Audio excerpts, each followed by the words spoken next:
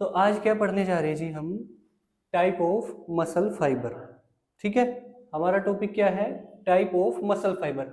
Muscle fibre होता क्या है? क्या होता है? मसल फाइबर होते क्या है? किसको कहते हैं मसल फाइबर? बता चुका मैं। सेल के बारे में जानते हो? कोशिका। क्या होती है? सेल माने कोशिका। कोशिकाओं का एक समूह क्या बनाता है? टिश्यू। ठीक है, जो हमारी मसल सेल है उसका एक समूह माने बहुत सारी कोशिकाएं मिलकर क्या बना देगी? टिश्यू बना देगी। और कई सारे टिश्यू मिलकर क्या बना देंगे? मसल बना देंगे। मसल तो पता है, मसल है सबके पास। मसल किससे बनी? टिश्यू से। और टिश्यू किससे बने? सेल से। इस मसल सेल को ही हम क्या कहते हैं? Muscle fibre. समझ आ गई बात? मसल सेल को ही हम क्या कहते हैं? मसल फाइबर कहते हैं। और टाइप ऑफ पढ़ रहे इसका मतलब व्यक्ति के शरीर में एक प्रकार की मसल सेल नहीं है, एक या दो या तीन जो भी है, माने कई प्रकार की मसल फाइबर है। ठीक है, इसलिए हम इसके क्या पढ़ रहे हैं? Type of muscle fibre. ठीक है, तो ये दो प्रकार की होती है बेसिकली। बात समझ आई क्या होता है मसल फाइबर? और ये टॉपिक थोड़ा इंपॉर्टेंट है। ये टॉपिक किस आपने देखा होगा हर छोटे बड़े एग्जाम में इससे क्वेश्चन आता है। टीजीटी से लेके नेट तक इसमें क्वेश्चन आता है। जिस भी लेवल का एग्जाम है उसी लेवल का क्वेश्चन आएगा, इतनी ही गहराई से क्वेश्चन आएगा। साथ ही साथ इसका एक इस्तेमाल और है, जो हमारे कोचेस है, शारीरिक शिक्षा के अध्यापक है ना, या कोई पेरेंट्स है जो अपने बच्चों को क्या खिलाड़ी बनाना चाहते हैं, स्पोर्ट्समैन बनाना चाहते हैं, तो उनके लिए भी मसल फाइबर जरूरी है। इसका ज्ञान होना बच्चों में, पता होना कि इस बच्चे में मसल फाइबर किस प्रकार के है, उसी हिसाब से उसको उसी गेम में डाला जाता है। इस प्रोसेस एक प्रोसेस है जिसको हम कहते हैं टैलेंट आइडेंटिफिकेशन। क्या कहते हैं?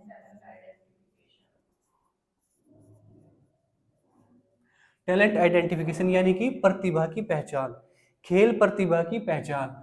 अब कोई बालक है, छोटा बच्चा है, उसको हमें ये देखना कि हमें उसको किसी गेम में लगाना है ना, किसी स्पोर्ट्स में उसको डालना, तो उससे पहले हम क्या क्या देखेंगे? ऐसा नहीं है कि पारंपरिक तरीके से भाई कि मैं वेट लिफ्टर हूँ तो मेरा बालक तो वेट लिफ्टर ही बनेगा, है ना, मैं रेसलर हूँ तो मेरा बालक तो रेसलर ही बनेगा, ना जी ना।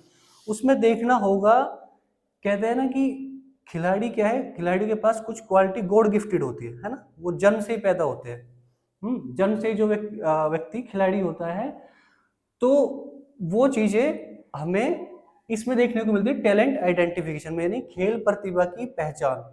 इसमें कई सारी चीजें देखते हैं, जैसे हम बच्चे की मोटर एडुकेबिलिटी देखेंगे, है ना। क्या होती है मोटर एडुकेबिलिटी?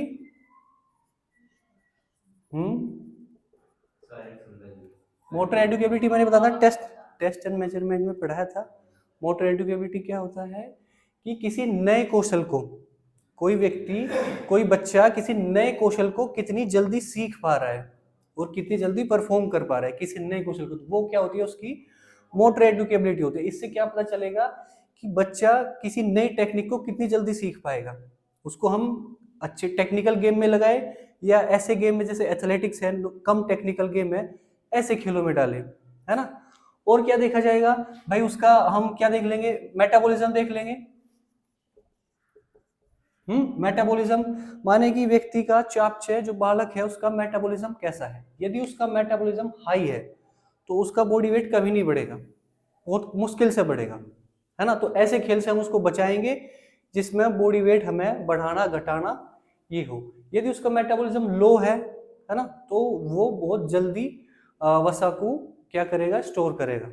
ठीक है ना, तो उसका वजन जल्दी बढ़ेगा। हम कुछ भी कर ले, है ना, उसको कितना भी अभ्यास कर ले, उसका वजन जो है हम कंट्रोल नहीं कर पाते। तो मेटाबॉलिज्म का लेवल देखेंगे। ऐसे ही हम क्या देखते हैं? Muscle fibre, type of muscle fibre. दो प्रकार के मसल फाइबर होते हैं, उनको भी देखना होता है कि बच्चे में किस प्रकार के मसल फाइबर की अधिकता है ना। उसी हिसाब से हम बच्चे को, हाँ जी, उसका टैलेंट को आइडेंटिफाई करेंगे। कई सारी टैलेंट आइडेंटिफिकेशन एक लंबा प्रोसेस है ना, इसमें कई सारी विशेषता देखते भाई। साइकोलॉजिकल भी हो जाएगा, बच्चे का एग्रेशन लेवल कैसा है, बच्चे का मोटिवेशन लेवल कैसा है, तमाम चीजें हैं लेकिन हम बात किसके बारे में करेंगे, मसल फाइबर के बारे में। अच्छा साहब धीरे बोलो, चलो धीरे बोलेंगे। तो मसल फाइबर बेसिकली हमारे पास दो प्रकार के होते हैं, ठीक है। कितने प्रकार के, दो प्रकार के, टाइप वन और टाइप टू। इसको थोड़ा मैं इधर लिखता हूं, टाइप सेकंड, ठीक है। ये जो टाइप सेकंड है इसको दो भागों में डिवाइड किया गया, इसको सब डिवाइड किया गया, टाइप टू ए और टाइप टू बी, ये कह सकते हैं। तो टाइप टू ए को अभी भूल जाओ, इसको हम बाद में पढ़ेंगे। फिलहाल हम बात किसकी कर रहे हैं, टाइप टू बी की, ठीक है।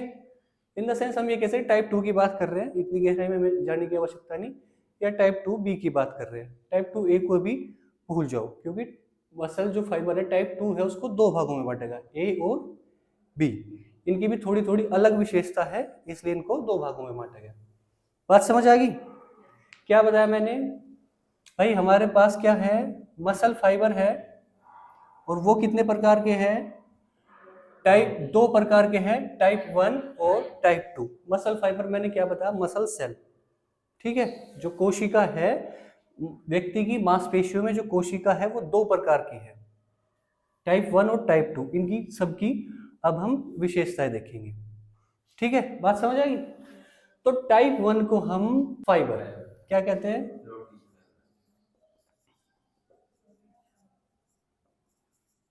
स्लो ट्विच फाइबर, और टाइप टू को क्या कहते हैं, फास्ट ट्विच फाइबर।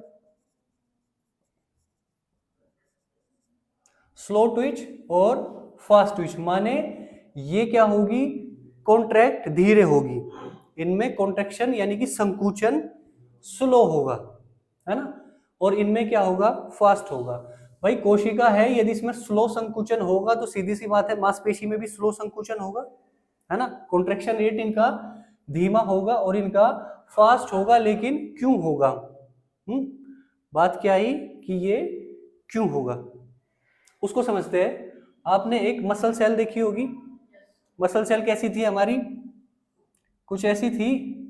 हमारी एक मसल सेल है, ये हमारी क्या है, मांसपेशी कोशिका है।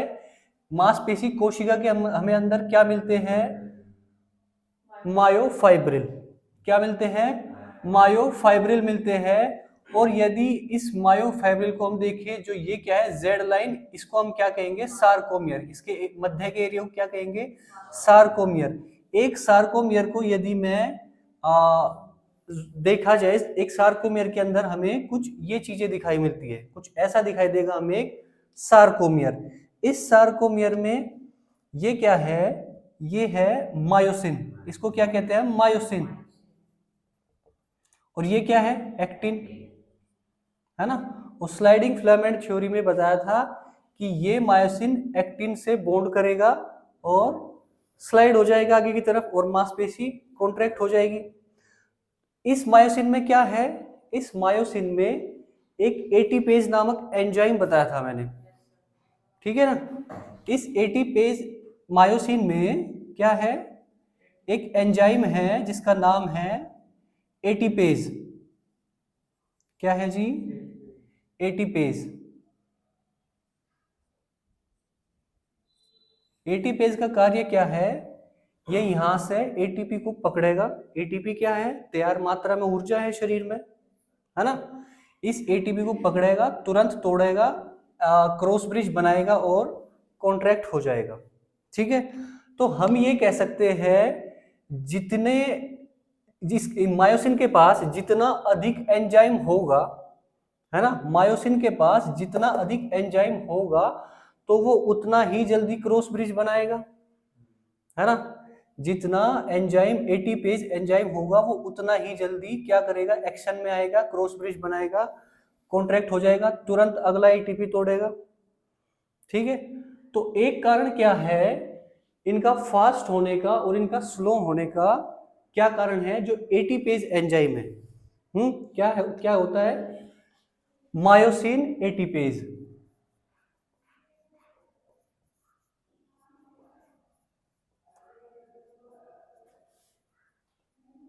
मायोसिन एटीपेज एंजाइम जो है वो टाइप 1 मसल फाइबर में कम होंगे। ठीक है, माने इसके मायोसिन के हेड में एटीपेज नामक एंजाइम कम होंगे, इसलिए ये इतनी तेजी से एटीपी को नहीं तोड़ पाएगा। ठीक है, इसके पास क्या होंगे, ज्यादा होंगे। इनके फास्ट होने का एक पॉइंट समझ आया आपको कि इसके जो मायोसिन है उसके हेड में एटीपेज नामक एंजाइम अधिक होगा, इसलिए ये क्या होंगे, फास्ट होंगे, और ये क्या होंगे, स्लो होंगे। एक और पॉइंट है, एक और पॉइंट क्या है, जो हमारी मसल सेल है, मांसपेशी जो कोशिका है, उसके अंदर क्या पाया जाता है, सार्कोप्लाज्मिक रेटिकुलम। क्या पाया जाता है, सार्कोप्लाज्मिक रेटिकुलम, जिसको हम क्या कहते हैं, कैल्शियम का भंडार ग्रह। कैल्शियम का भंडार ग्रह, यानी कि सार्कोप्लाज्मिक रेटिकुलम में क्या होता है, कैल्शियम पाया जाता है। ठीक है, तो सार्कोप्लाज्मिक रेटिकुलम, इसमें क्या होता है, जो स्लो ट्विच मसल फाइबर है उसमें सार्कोप्लाज्मिक रेटिकुलम की मात्रा भी क्या होती है, कम होती है। ठीक है, क्या होती है, कम होती है। और फास्ट ट्विच मसल फाइबर में क्या होगा, सार्कोप्लाज्मिक रेटिकुलम की मात्रा अधिक होगी। ठीक है, कैल्शियम का रोल क्या है, कैल्शियम का रोल क्या है, मैंने बताया था स्लाइडिंग फिलामेंट थ्योरी में। जो हमारा एक्टिन है, एक्टिन के ऊपर क्या होता है, दो प्रोटीन होते हैं, है ना, ट्रोपोनिन और ट्रोपोमायोसिन।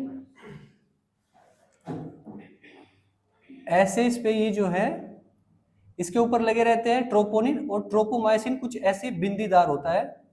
ठीक है, ट्रोपोनिन और ट्रोपोमायोसिन ये क्या करते हैं, ये जो एक्टिन, ये जो मायोसिन है, मायोसिन के पास क्या है, एटीपेज एंजाइम है, और ये हमेशा एक्टिन से बाइंड होने के लिए तैयार रहता है।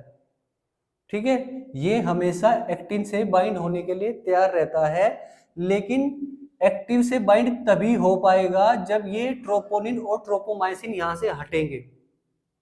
बात समझ आई, जब ये ट्रोपोनिन और ट्रोपोमायोसिन यहां से हटेंगे, और ये कब हटेंगे, जब मस्तिष्क से सिग्नल पहुंचेगा, मस्तिष्क से सिग्नल पहुंचेगा, मांसपेशी डीपोलराइज होगी, उसके बाद सार्कोप्लाज्मिक रेटिकुलम के पास मैसेज आएगा, और ये क्या करेगा, कैल्शियम रिलीज करेगा, और ये कैल्शियम इस ट्रोपोनिन और ट्रोपोमायोसिन को क्या करेगा, यहाँ से हटा देगा, और ये जो है मायोसिन है हमारा, एक्टिन से बॉन्ड करके क्या हो जाएगा, अंदर की तरफ स्लाइड हो जाएगा।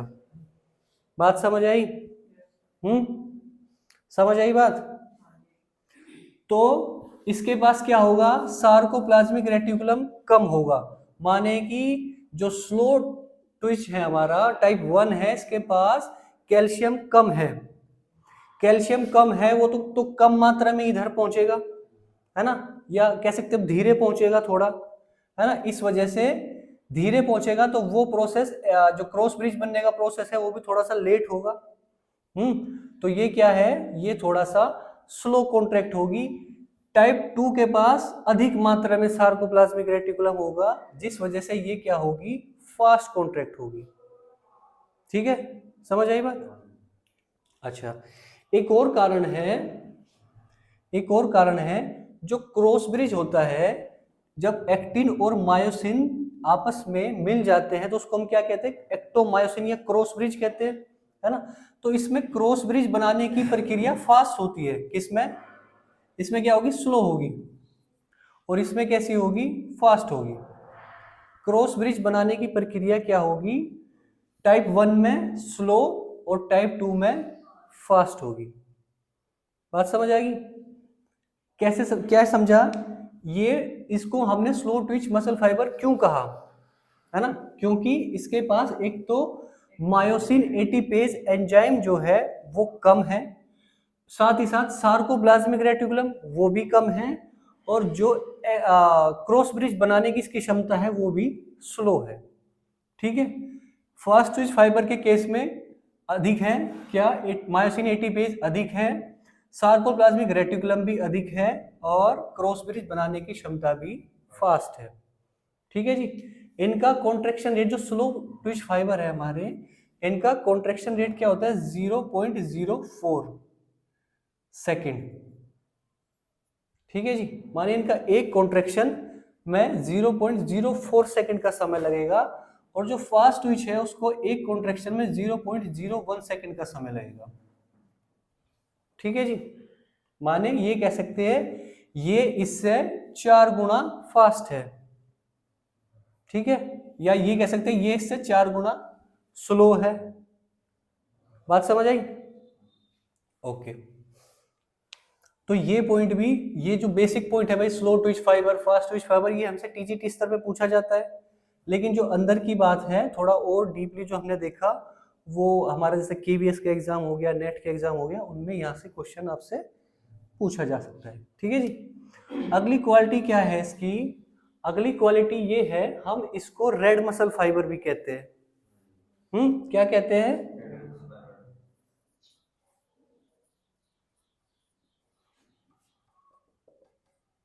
क्योंकि ये लाल रंग के दिखाई देंगे। और इनको हम क्या कहते हैं? White muscle fibre. के अंदर क्या होता है? इसके अंदर क्या होता है? मायोग्लोबिन। क्या होता है? इन प्रकार, इन कोशिकाओं के अंदर क्या होता है? मायोग्लोबिन। मायोग्लोबिन की मात्रा अधिक होती है। क्या कह सकते हैं? मोर मायोग्लोबिन। और इनमें क्या होगा? का जो है स्तर कम होगा। ठीक है, ये मायोग्लोबिन या तो नहीं होगा या कम होगा। ठीक है, मायोग्लोबिन क्या है? नया शब्द आया। मायोग्लोबिन हीमोग्लोबिन जैसा लग रहा है देखने में, है ना? कुछ कुछ क्या है, हीमोग्लोबिन जैसा लग रहा है। हीमोग्लोबिन कहाँ पाया जाता है? तुम्हें ब्लड में मिलेगा। तुम्हारे आरबीसी के अंदर क्या होगा? क्या होगा? हीमोग्लोबिन होगा। और वो हीमोग्लोबिन क्या करेगा? ऑक्सीजन का ट्रांसपोर्ट करेगा। ठीक है, जो एल्वियोलर डिफ्यूजन हुआ वहां से ऑक्सीजन लेके आया और टिश्यू को लाके दे दिया। लेकिन ये क्या है? मायोग्लोबिन चीज सेम ही है, लेकिन मसल में है तो इसको हमने क्या कह दिया? मायोग्लोबिन कह दिया। मांसपेशी में है तो क्या कह दिया? मायोग्लोबिन कह दिया। और इसमें थोड़ा सा अंतर एक क्या है, जो हीमोग्लोबिन होता है हमारा, ये तो क्या है? ग्लोबिन। और ये क्या है? इसके पास 4 हीम होते हैं। 4 हीम होते हैं। ये ग्लोबिन है और इसके पास ये 4 हीम होंगे। और ये एक हीमोग्लोबिन हमारा क्या 4 ऑक्सीजन के अणुओं को अपने साथ बाइंड करके लेके जा सकता है। लेकिन मायोग्लोबिन के पास वो क्षमता नहीं होती। मायोग्लोबिन के पास केवल एक हीम होता है और ये ऑक्सीजन के एक ही अणु को अपने साथ ट्रेवल लेके कर सकता है। ठीक है, ये अंतर है किसमें? मायोग्लोबिन में और हीमोग्लोबिन में। ये कह सकते हैं हीमोग्लोबिन थोड़ा सा अधिक कैपेसिटी है उसकी ऑक्सीजन को लाने ले जाने की, और मायोग्लोबिन की थोड़ी सी कम है। ठीक है, मायोग्लोबिन क्यों कहा? क्योंकि ये किसमें पाया जाता है? मांसपेशियों में पाया जाता है। और जिस कारण हमारी मांसपेशी क्या, मांसपेशी कोशिका कैसी दिखेगी? लाल दिखेगी। मायोग्लोबिन कैसा होगा? हमारा रेड कलर का होगा। ठीक है, हमारा जो ब्लड है वो किसके कारण रेड दिखता है? रेड ब्लड सेल के कारण। और उसमें क्या है? हीमोग्लोबिन है। इसी कारण हमारा ब्लड जो है रेड दिखाई देता है। तो ये मांसपेशी हमें कैसी दिखाई देगी? मांसपेशी कोशिका लाल रंग की दिखाई देगी। किस कारण? मायोग्लोबिन की अधिकता होने के कारण। और ये क्या है? White muscle fibre. इनके पास मायोग्लोबिन बहुत कम मात्रा में है, जिसलिए हमें क्या कैसी दिखाई देगी? व्हाइट। ठीक है, यहां तक समझ आया भाई? यहां तक समझ आया? स्लो ट्विच है। क्यों कहा स्लो ट्विच? मायोसिन एटीपेज कम होगा। सार्कोप्लाज्मिक रेटिकुलम कम होगा। एक्टोमायसिन बनाने का रेट क्या है? कम होगा। रेड मसल फाइबर क्यों कहा? क्योंकि मसल हीमायोग्लोबिन अधिक पाए जाएंगे। अगला क्या है? अगला पॉइंट हमारा क्या है इसमें? ये कैसे कार्य करेगी? ये एरोबिकली कार्य करेगी। ठीक है, ये कार्य कैसे करेगी? एरोबिकली। और ये कार्य कैसे करेगी? एनएरोबिकली। ठीक है ना, माने कि ऑक्सीजन की उपस्थिति में। ऑक्सीजन की उपस्थिति में कार्य करेगी ये। और ये क्या है, बिना ऑक्सीजन के। ठीक है जी, बिना ऑक्सीजन के कार्य क्या करेंगे हमारे fast Twitch muscle fibre. Type 1 या टाइप 2। टाइप 1 कैसे कार्य करेंगे, ऑक्सीजन की उपस्थिति में, और टाइप 2 कैसे करेंगे, विदाउट ऑक्सीजन। क्यों करेंगे, ऐसा होता क्यों है? ऐसा होता क्यों है? इसका कारण है क्योंकि इसके पास क्या है, माइटोकॉन्ड्रिया। ठीक है, मांसपेशी में जो मसल सेल है उसके अंदर एक संरचना होती है क्या, माइटोकॉन्ड्रिया। ठीक है, माइटोकॉन्ड्रिया जिसको हम क्या कहते हैं, कोशिका का पावर हाउस, है ना, जहां पे ऊर्जा बन रही है। हमारी क्रेब साइकिल, है ना, बताया था ना, क्रेब साइकिल और इलेक्ट्रॉन ट्रांसपोर्ट चेन कहाँ पे चलती है, हमारी माइटोकॉन्ड्रिया में चलती है ना। और हमारा एटीपी सीपी सिस्टम और ग्लाइकोलाइसिस कहाँ होता है, सार्कोप्लाज्म में। ठीक है, तो इसमें क्या होगा, जो टाइप 1 है हमारे स्लो ट्विच मसल फाइबर है, इसमें माइटोकॉन्ड्रिया की मात्रा क्या होगी, अधिक होगी। माइटोकॉन्ड्रिया की मात्रा क्या होगी, अधिक होगी। ठीक है, जिस वजह से क्या होगा, जो क्रेब साइकिल है हमारी, है ना, वो क्रेब साइकिल अधिक अच्छे से बेहतर परफॉर्म हो पाएगी। ठीक है, और इसमें माइटोकॉन्ड्रिया क्या होंगे, कम होंगे। ठीक है, माइटोकॉन्ड्रिया क्या होंगे, कम होंगे। इसका एक और कारण है, जो हमारे टाइप 1 मसल फाइबर है इसमें जो कैपिलरी है, ठीक है, जो कैपिलरी है, कैपिलरी की संख्या क्या होगी, हाई होगी। कैपिलरी की डेंसिटी क्या होगी, हाई होगी, और इसमें क्या होगी, लो होगी। कैपिलरी ये कोई भी हमारा एक टिश्यू है या कोई भी हमारी कोशिका है, इसके ऊपर क्या है, कैपिलरी जो है, कैपिलरी का एक जाल होगा, है ना। जैसे ये क्या है, अरोटा है, अरोटा से आर्टरी बनी, आर्टरी से आर्ट्रियोलिस बनी, है ना, और उसके बाद क्या बनी, ये कैपिलरी में डिवाइड होगी। किस में डिवाइड होगी, कैपिलरी में डिवाइड होगी। और ये कैपिलरी कहाँ होगी, किसी भी ऑर्गन के चारों तरफ होगी, ऊपर होगी, और इन यहाँ पे क्या होगा, डिफ्यूजन होगा। ठीक है, जो ब्लड में जो भी ऑक्सीजन है, जो भी न्यूट्रिएंट्स है, वो किसको दे देगी, ये कैपिलरी हमारे ऑर्गन को दे देगी, हमारे टिश्यू को दे देगी, और वहां से जो CO2 है या जो भी वेस्ट है वो प्राप्त कर लेगी। ठीक है, कैपिलरी का क्या है, ये कार्य होता है, क्योंकि ये सिर्फ इनमें एक लेयर होती है, ये थिन होती है, इसलिए यहाँ से डिफ्यूजन आसानी से हो पाता है। ठीक है, तो इनमें क्या होगा, कैपिलरी की मात्रा जब अधिक होगी तो क्या पहुंच पाएगी, अधिक ऑक्सीजन पहुंच पाएगी टिश्यू के पास, है ना, पर्याप्त मात्रा में ग्लूकोज पहुंच पाएगा। ठीक है ना, पर्याप्त मात्रा में ग्लूकोज पहुंच पाएगा, क्योंकि ऊर्जा तो किससे बन रही है, ग्लूकोज से तो बन रही है। और पर्याप्त मात्रा में क्या पहुंच पाएगी, ऑक्सीजन पहुंच पाएगी, इसलिए ये क्या होंगे, अधिक देर तक कार्य कर पाएंगे हमारे कौन से, टाइप 1 मसल फाइबर। ठीक है, तो इनमें क्या होता है, कैपिलरी की संख्या अधिक होती है, और इनमें कैपिलरी की संख्या क्या होती है, कम होती है जी। और क्या होता है इनमें, और क्या बताओगे जी? हाँ जी, ये कैसे कार्य करेगी, किस ऊर्जा तंत्र पे कार्य करेगी, ये जो हमारे स्लो ट्विच मसल फाइबर है वो किस ऊर्जा तंत्र पर कार्य करेंगे, ऑक्सीडेटिव। किस पे करेंगे,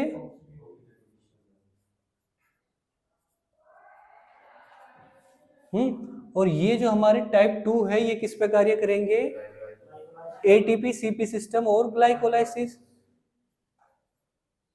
ATP CP system plus glycolysis. ठीक है, इस पर निर्भर करेंगे। और क्या कह सकते हैं हम, इनमें क्या होगा, जो लैक्टिक एसिड है वो देरी से बनेगा, है ना, क्योंकि स्लो कॉन्ट्रैक्ट हो रहे हैं, है ना, और ऑक्सीजन कैपिलरी अधिक है, माइटोकॉन्ड्रिया अधिक है, मायोग्लोबिन अधिक है, तो ऑक्सीजन भरपूर मात्रा में मिल रही है। दूसरी बात, ये स्लो कॉन्ट्रैक्ट हो रहे हैं तो लैक्टिक एसिड बनने की संभावना ही नहीं है ना, तो ये क्या, ये कह सकते हैं जो लैक्टेट थ्रेशोल्ड है उससे नीचे ही कार्य करते हैं हम, तो इनमें लैक्टेट जो है, लैक्टिक एसिड कम बनेगा, और इनमें लैक्टिक एसिड हाई रहेगा। ठीक है जी, लैक्टिक एसिड क्या रहेगा, हाई रहेगा, जिस वजह से थकान आएगी। ठीक है, अब बात करते हैं कि क्वेश्चन हमारा कैसा पूछा जाता है टीजीटी स्तर पर, है ना। वैसे इनसे हर लाइन पे क्वेश्चन आने की संभावना है, हर पॉइंट पे क्वेश्चन आने की संभावना है नेट जैसे एग्जाम में, है ना। लेकिन टीजीटी स्तर पे क्या पूछा जाएगा कि भाई जैसा हमारा कौन है जो सहनशीलता का खिलाड़ी है ना, जैसे हमारा कोई मैराथन का खिलाड़ी है तो उसमें किस प्रकार के मसल फाइबर की अधिकता होगी, किस प्रकार के मसल फाइबर की अधिकता होगी। हमने दोनों में डिफरेंस देख लिया, तो हम अंदाजा लगा सकते हैं भाई जो इंडोरेंस का खिलाड़ी होगा उसमें टाइप 1 मसल फाइबर की अधिकता होगी, है ना। क्योंकि इंडोरेंस में क्या चाहिए, तेज नहीं दौड़ना, है ना, धीरे दौड़ना है नॉर्मल, तो क्या स्लो ट्विच फाइबर काम करेंगे, है ना, प्लस स्लो ट्विच करेंगे, प्लस अधिक क्या है, ऑक्सीजन की मात्रा अधिक चाहिए होगी क्योंकि लंबी समय तक कार्य करना पड़ रहा है उसको, तो ऑक्सीजन अधिक चाहिए होगी, है ना, माइटोकॉन्ड्रिया अधिक चाहिए होगा, कैपिलरी अधिक चाहिए होगी, है ना, ऑक्सीडेटिव सिस्टम पे वो काम करेगा। तो हम क्या कह सकते हैं, जो इंडोरेंस का खिलाड़ी है उसमें टाइप 1 मसल फाइबर क्या पाए जाएंगे, अधिक पाए जाएंगे, स्प्रिंटर है। ठीक है जी, इसलिए हम मसल फाइबर के बारे में पता होना क्यों आवश्यक है भाई, यदि हम किसी व्यक्ति को क्या बनाना चाह रहे हैं, वेट लिफ्टर बनाना चाह रहे हैं, क्या बनाना चाह रहे हैं, वेट लिफ्टर बनाना चाह रहे हैं, और वेट लिफ्टर मसल हमारी कौन सी है, वेट लिफ्टिंग में हमारी मुख्य जो मांसपेशी है, हम क्या देखेंगे, जो उसकी मेन मांसपेशी है, जो मेजर मांसपेशी है, जैसे लिफ्टर हमारी मसल कौन से, डेल्टोइड। तो डेल्टोइड में हम क्या देखेंगे कि टाइप 1 मसल फाइबर और टाइप 2 मसल फाइबर का रेशियो क्या है।